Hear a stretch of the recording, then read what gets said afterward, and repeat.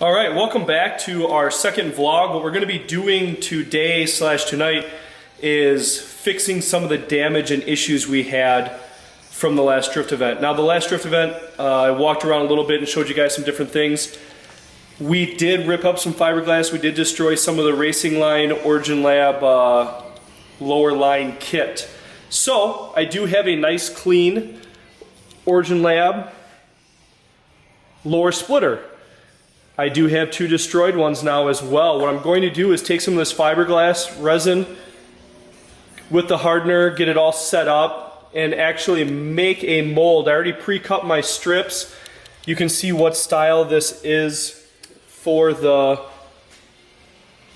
fiberglass itself. But on this splitter, what we're going to do is we're literally going to wrap it with tin foil, make a mold of it, and the idea is that we can fix what we ran into. If you look at this setup right here, and this set, this one is broken off. It is a pretty clean break, a little shaved down the rear. This one I am going to pull off, which you'll see a little bit later. I'm going to pull it off and actually repair this one. I'm going to take the front piece that broke off, and I'm going to put it back on and repair that side. If you look at the other side over here, you're going to see so much not the case. The way the track was set up and the way we were making our runs, what we ran into is that this end was hanging up a lot. This whole piece over here is just a thin sliver of what's left. So me making a mold, by no means am I ruining any of the authenticity here of the Origin Lab Racing Line kit. Literally all I am doing is making a mold so that I can repair the end pieces of it. Once the mold is created, I'm going to cut it off and I'm going to put it on. Same as the rear here. You can see how thin it is. I'm actually going to trace that, make new pieces. This is literally just a shave hair, as well as you can see the bottom end of that side. A little bit hard to see for the distance, a little bit ripped up. But that lower line kit is something that I think really puts this car together and makes the car look really nice. So I want to make sure I carry that throughout the season. I'm going to get this camera set up here for you, and we're going to show you how to do that. Alright, so this is set here on the bench. Trying to give you guys the best angle we can. Literally, we're just going to take some normal grocery store tin foil here, and we're going to wrap this piece. I'm sure you guys know and understand why we are wrapping this piece. It's just so that when we're done making this mold, or when we're done tracing this, we're able to get it off. We do not want to get into a situation where we fiberglass this directly to the piece and then it's stuck, because that would be pointless. So first we're just going to wrap this, get it as nice and clean as we can, because the cleaner this is, the cleaner our template will turn out. So what's really nice about the Origin Lab setup is that it has literally a lip all the way around on the inside, and you can really take and tuck it in to that lip and get yourself a pretty clean fold as well. So we'll tuck the sides here, kind of like wrapping a Christmas present. Hopefully my wife doesn't see this, because then she'll know that I can wrap, and I'll be the one doing the Christmas presents this year. Alright, so getting a lot of that taken care of. Make it sit nice and flat. I'm going to have to put some rips here on the end. The splitter does diagonal back in the corners. And with it diagonaling back, makes it extremely hard to fold this last piece over.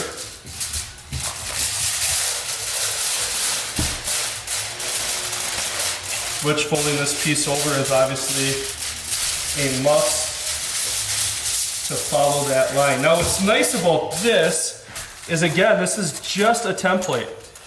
So this is just a template so that I can take afterwards and use the pieces that I'll literally cut off just to clean up and fix what was broken. So again, by no means does this need to be perfect, but the better it turns out and the cleaner it is, the less you have to do later.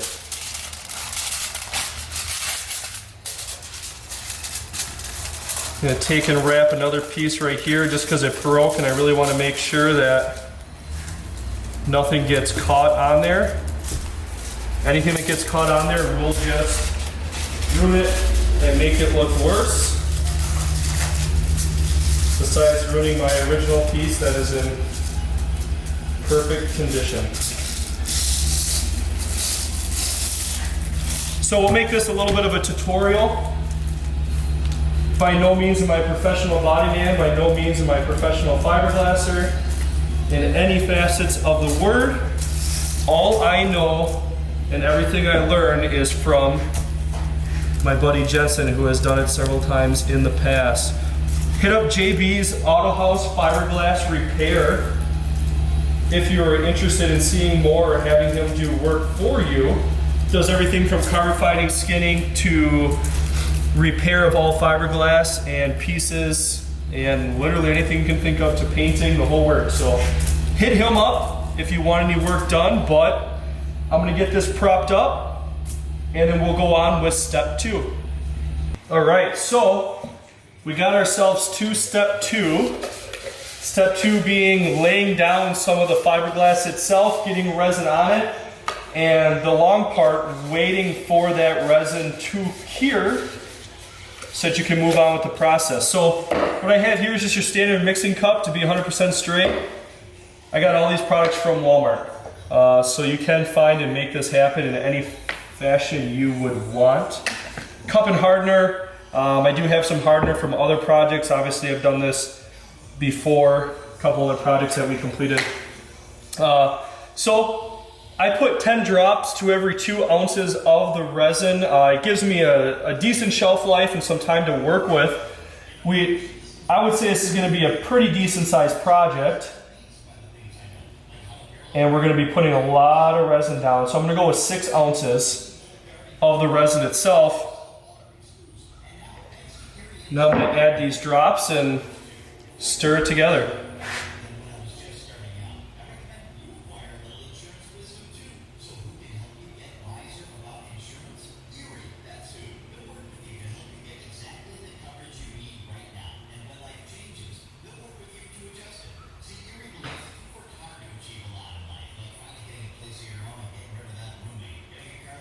All right, so that is all in there. If you have any of the silicone or nylon gloves, that is definitely something to have. I thought I had a big bunch of them here, and I don't.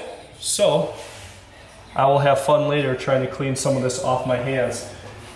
So I'm literally gonna take this piece, I'm gonna lay it down, put it in a decent spot that I find good. The one thing you're going to try to do is when we get this wet, we want it to fold over and catch those edges. The reason we want it to fold over and catch those edges is because these Origin Lab Type 3 overs actually follow that edge and follow that line. Give it a really aggressive look. So as you can see, I laid down a bunch of plastic on the workbench. This is a messy job. It does get very strandy and ugly as you go, but you just want to taper it down, get it to essentially lay against the aluminum foil. The strands and things like that that are popping up, that's not too much of a concern or something you really have to worry about. The reason being is at some point you will probably take this gel that you're all smoothing out and sand everything down once it's dry. The reason you would want to sand it down is obviously to give it that smooth feel, and then at that point we can show you the next step as in like taking a gel coat or something like that to get another clean layer on. So this is going to take a bunch of resin, but again we're going to do this all in steps. All in steps for this mode.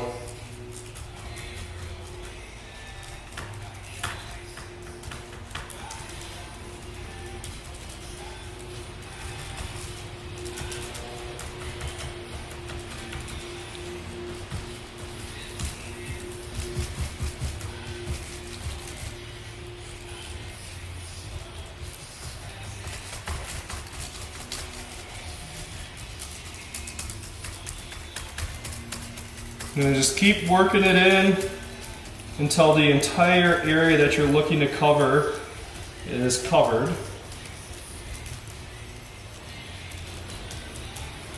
And then I'm going to leave this edge right here slightly dry so that when I put the opposite piece on, you can coat the two together. Getting it to stick on the edges, again, will be key. Because if you get it to stick on the edges, that's what's going to give you your overlapping feature. That will be very important to make it line up with the front side of the kit.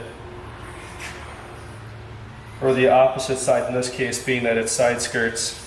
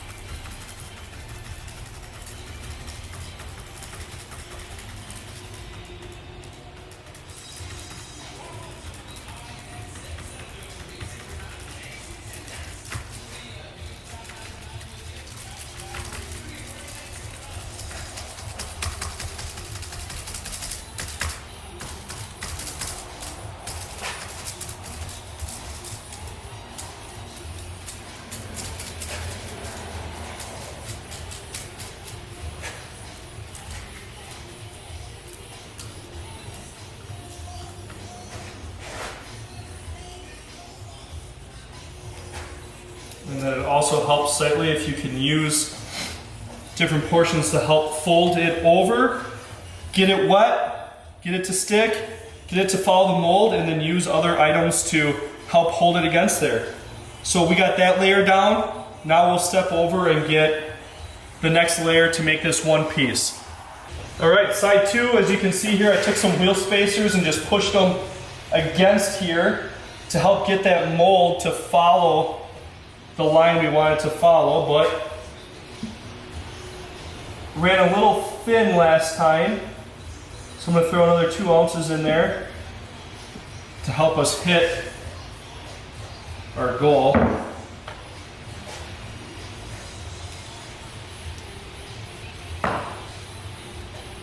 Add the liquid hardener.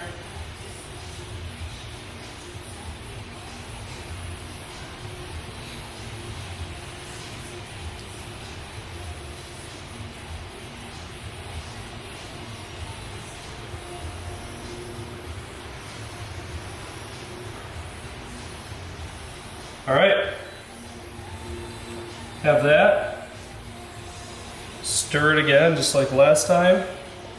Now you're gonna see some extra pieces laying here. Obviously the idea behind the extra pieces is you're gonna want more than one layer to give this any kind of structural integrity. Make sure I line this up decent to where I can fold it over. Grab one of my thicker pieces here. Base layer is going to be your most important layer. You're really going to want to make sure you're able to fold that base layer over, because all the second layer is going to do is copy or follow what happened from that first layer. So let's get some of this resin on here.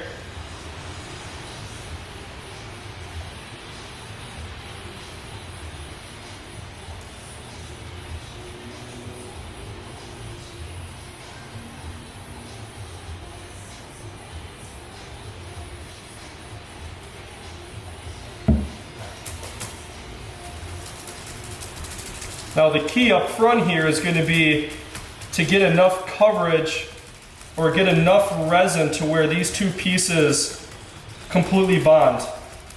These two pieces completely bonding is what's going to give you your line or your seamless look, so that you don't see obviously where the panels are separating or make it look like crap, essentially. After this and after getting this layer on, I can give you guys a little bit more of a close look and in-depth picture here of what it looks like from my angle, how you can see the tinfoil shining through. And the tinfoil, most likely when you go to pull it off, is going to stick directly to it, to the backside of what you're building, which is fine. Obviously you can sand and clear that off. You'd much rather have the tinfoil stick and peel off from your original piece or what you're trying to mold than what you would for nothing to happen at all. All right.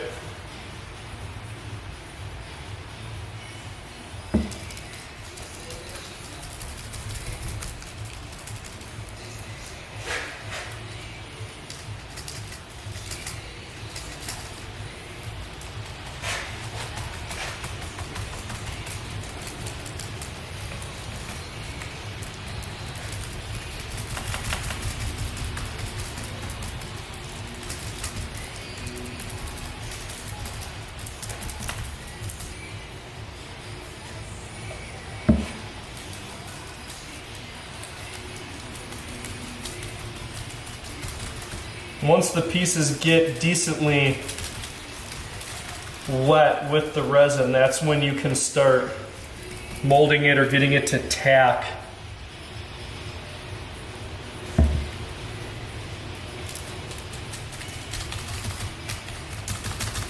And just keep dabbing it until you get the penetration to get it to stick.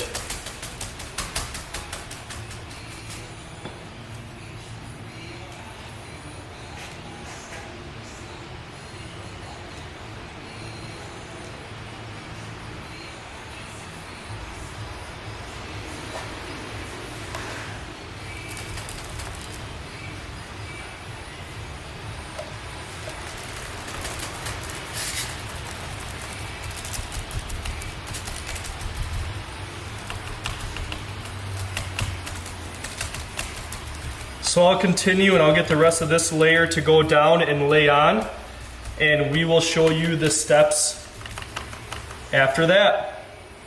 All right guys, I just ran myself here through step number 2, putting on the second layer of the fiberglassing, exact same as what we did for the first step and what we had set up. So I'm just going to show you kind of what we have here, what we have set up and put together.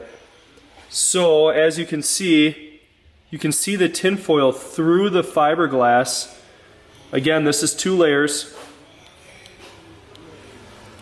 right here. And you can see how it follows the line of the kit itself. So the line actually flips over and folds around right there. I do have it tucked under, resting against the wood. It was popping out a little bit right here, so that's obviously why I have the wood set there. And then the lip didn't want to fold under over here, so you can see it folded under and held by the wheel spacer itself. So that's the kit we have set up. That's the way we have the splitter built. Again, it's so we can fix what we have going on the sides of the car here. Keep it clean, keep it nice. Literally what will happen here is I'll take that, cut it in half, and put that portion attached to the front of this side and the rear of the other side. Keep everything as authentic as possible. Keep it nice and clean, but again, keep it looking good as well. So that's a little rundown on how to fiberglass, how to get things set up. That is your base layer. From your base layer there, you can decide if you want to put a level or a little bit of gel coat on it to get that nice black shiny. You can sand it smooth and spray it and fiberglass it to what you already have, like we're going to do here. But as of for now, that's our rundown. That's what we got going on, and there's an example of how to do it vlog that we're going to be setting up here. So nice quick vlog. We'll see you guys again next week. We'll keep things built. We'll go over a couple things of replacing the oil pressure line that broke on the vehicle, replace the steering joint, and then we want to finish and complete what we have going on here for the front of the vehicle, which I'll show you. So we do have a bash bar built for the vehicle. It is completely removable. You can pull it apart at any time. and just slide it out of its mounting points. But what we're going to be doing with it is actually mounting it through bolts so that if I do get into any contact and it does push it and break, we're able just to fold it back out, pull it off, make a new one, rebuild it, and have it set up. All that does line up and sit perfectly inside the bumper here, inside the ledges. One thing that happens with the S14s is that if you don't have it mounted directly inside of that upper lip, you have weird sagging between your headlights, which looks really goofy. A little bit of a side view of the bash bar, how it protects. The wheel is slightly turned, as you can see there. But we'll replace that stuff. We're gonna be working on the bash bar, getting all that stuff going and finished up, and we'll show you what we do for all that. As of right now, we'll be signing off again. We'll see you for the next one.